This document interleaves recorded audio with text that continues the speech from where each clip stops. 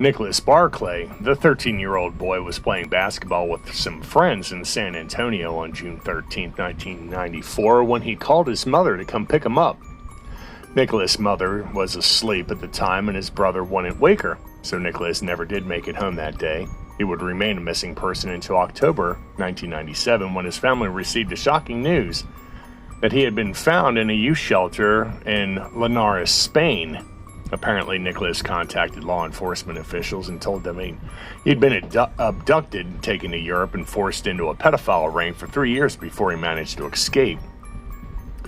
Nicholas's sister flew to Spain, identified him, and took him back to Texas. However, his appearance had changed an awful lot during that 3-year absence, and even though his family seemed to believe the young man was him, others were suspicious of this story.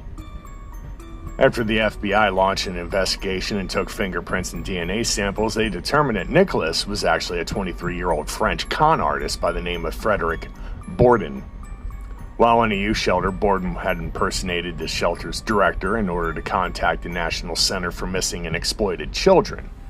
After obtaining some information about Nicholas Barclay, Borden decided to assume the identity. He was eventually sentenced to 6 years in prison for passport fraud and perjury. Since being released and deported back to Europe, Borden has continued to get in legal trouble by assuming the identities of missing children.